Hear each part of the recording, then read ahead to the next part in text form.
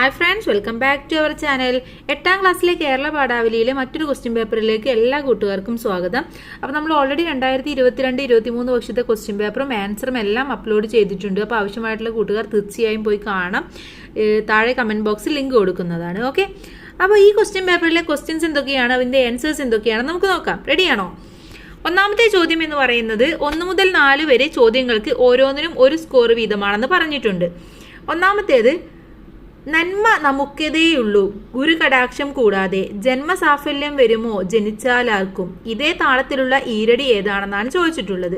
ഇവിടെ 3 ഓപ്ഷൻസ് തന്നിട്ടുണ്ട്.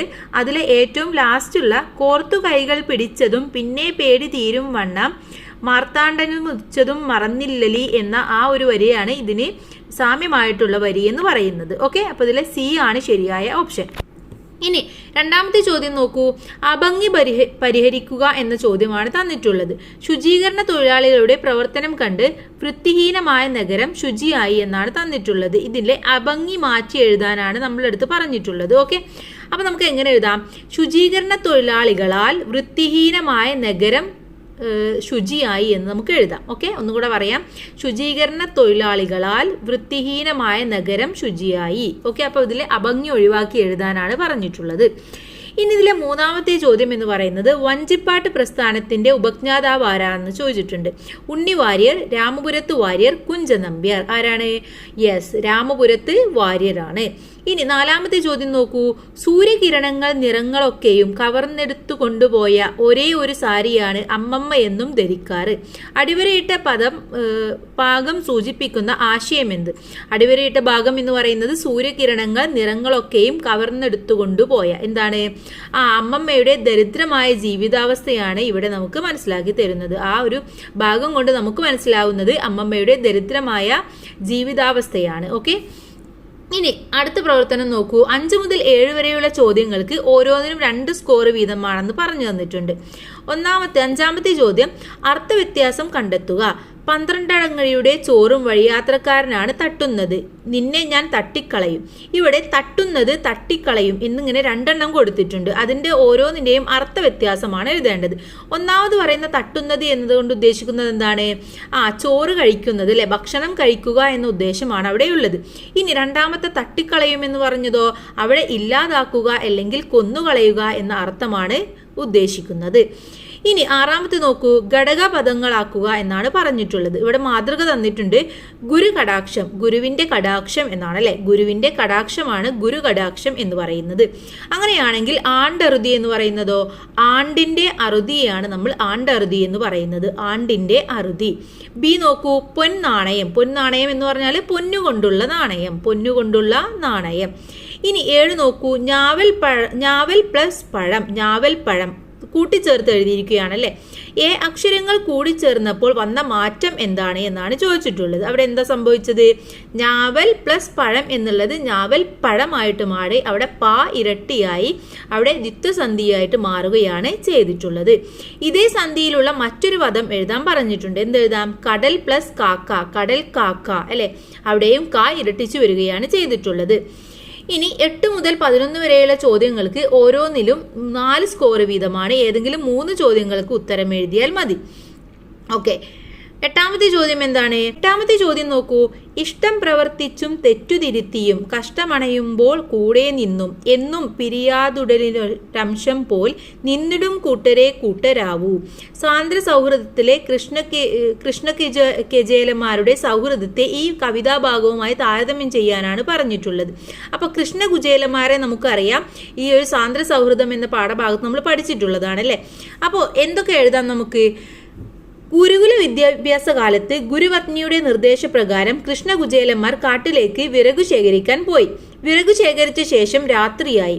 കാറ്റും മഴയും തുടങ്ങി. കൊടുങ്കാറ്റിൽ പറന്നു പോകുമോ എന്ന് പേടിച്ച് കൂരിരുട്ടിൽ അവർ കൈകൾ ചേർത്തു പിടിച്ച് ഒരു ഗുഹയിൽ ഒളിച്ചിരുന്നു. പിറ്റേന്ന് പുലർച്ചെ വിറകുമായി ആശ്രമത്തിലേക്ക് പുറപ്പെട്ടു.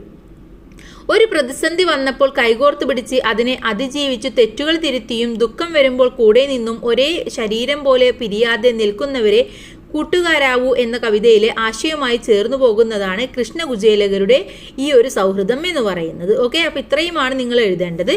ഇനി ഇതിലെ 9ാമത്തെ ചോദ്യം നോക്കൂ. പൂക്കളും ആണ്ടറുതികളും എന്ന പാഠഭാഗത്തെ ആശയങ്ങൾ പ്രയോജനപ്പെടുത്തി മനുഷ്യന്റെ എല്ലാ ഐശ്വര്യവും പ്രകൃതിയുടെ സമ്മാനമാണ് എന്ന് സമർത്ഥിക്കാനാണ് നമ്മളുടെ അടുത്ത് പറഞ്ഞിട്ടുള്ളത്. അപ്പോൾ പൂക്കളും ആണ്ടറുതികളും എന്ന പാഠഭാഗം നമ്മൾ പഠിച്ചിട്ടുള്ള പാഠഭാഗമാണല്ലേ. അപ്പോൾ ഇവിടെ കൃഷി ജീവിതം തന്നെയായിരുന്നു ഒരു കാലം നമുക്കുണ്ടായിരുന്നത് അല്ലെ. പണ്ട് കാലത്ത് കൃഷി തന്നെയായിരുന്നു നമ്മുടെ ജീവിതം എന്ന് പറയുന്നത്. പ്രകൃതിയെ അമ്മയെ പോലെ കരുതുകയും സംരക്ഷിക്കുകയും മണ്ണിൽ അധ്വാനിക്കുകയും ചെയ്ത കാലം. നമ്മുടെ ആഘോഷങ്ങളും ഉത്സവങ്ങളും എല്ലാം പ്രകൃതിയുമായി ബന്ധപ്പെട്ടിരുന്നു. ഓണക്കാല ആഘോഷങ്ങൾക്ക് നിറം പകരാൻ പ്രകൃതി പൂക്കളാൽ അണിഞ്ഞൊരുങ്ങും. പുതുവർഷം ഐശ്വര്യപൂർണ്ണമാക്കാൻ കണിയൊരുക്കുന്നവർക്കായി കണിക്കൊന്ന പൂവണിയും. വിത്തും കൈക്കോട്ടും എന്ന് പാടി വിഷുപക്ഷി എത്തും. ഋതുക്കൾ മാറി മാറി പ്രകൃതിയെ പുത്തനാക്കും. ഈ ഋതുപകർച്ചകളാണ് കൃഷിയുടെ അടിസ്ഥാനം. ഇങ്ങനെ മനുഷ്യജീവിതവുമായി ബന്ധപ്പെട്ട എല്ലാ കാര്യങ്ങളിലും പ്രകൃതിയുടെ പ്രത്യക്ഷമോ പരോക്ഷമോ ആയ സ്വാധീനം നമുക്ക് കാണാൻ കഴിയും. അപ്പോൾ ഇങ്ങനെയാണ് കൂട്ടുകാർ ഇതിനായിട്ട് ഉത്തരം എഴുതേണ്ടത്. പ്രകൃതിയും നമ്മളും തമ്മിലുള്ള ആ ഒരു ജീവിതം, അതിൻ്റെ ഒരു ഐക്യം, എങ്ങനെയൊക്കെയാണ് പ്രകൃതി നമ്മുടെ ജീവിതത്തിൽ സ്വാധീനിക്കുന്നു എന്നെല്ലാമാണ് നിങ്ങളിവിടെ സമർത്ഥിക്കേണ്ടത്. ഇനി 10ാമത്തെ ചോദ്യം നോക്കൂ. തേവി തേവി വറ്റിപ്പോയ കിണറാണ് മുമ്പിൽ, എന്നാലും പൊടിയുന്നുണ്ട് തെളിനീര്. അമ്മ വിളക്ക് ഊതിക്കെടുത്തി. ഇത്തരം പ്രയോഗങ്ങൾ അമ്മമ്മ എന്ന ഓർമ്മക്കുറിപ്പിനെ എത്രമാത്രം കാവ്യാത്മകമാക്കുന്നു എന്ന് വിശകലനം ചെയ്ത് കുറിപ്പ് തയ്യാറാക്കാനാണ് നമ്മളെടുത്ത് പറഞ്ഞിട്ടുള്ളത്. ഓക്കെ, അപ്പം നിങ്ങൾ എല്ലാ ചോദ്യം വായിക്കുമ്പോൾ നമ്മുടെ പാഠഭാഗവുമായി ബന്ധപ്പെട്ട ചോദ്യങ്ങളല്ല, പാഠഭാഗം നന്നായിട്ട് വായിച്ച് മനസ്സിലാക്കാൻ ശ്രമിക്കുക.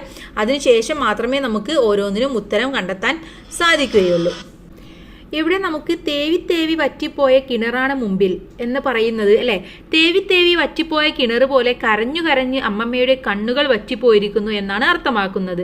എന്നാലും വറ്റിയ കിണറിൽ തെളിനീര് പൊഴിയുന്നത് പോലെ ഒരിക്കലും വറ്റാത്ത സ്നേഹവാത്സല്യങ്ങൾ അമ്മമ്മയുടെ ഉള്ളിലുണ്ട് എന്നാണ് നമ്മളിവിടെ മനസ്സിലാക്കേണ്ടത്.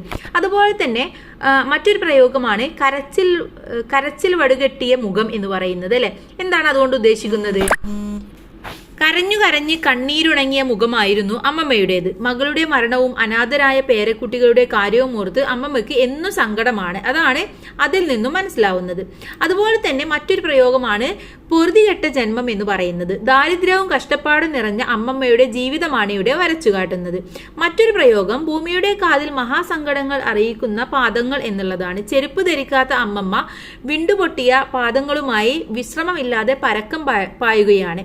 ഇതൊക്കെയാണ് പ്രധാനപ്പെട്ട ഈ ഒരു അമ്മമ്മ എന്ന പാഠഭാഗത്ത് പറയുന്ന പ്രയോഗങ്ങളും അതുകൊണ്ട് ഉദ്ദേശിക്കുന്ന ഉദ്ദേശവും എന്ന് പറയുന്നത്. ഓക്കെ, ഇനി നമുക്ക് അടുത്ത ചോദ്യത്തിലേക്ക് കടക്കാം.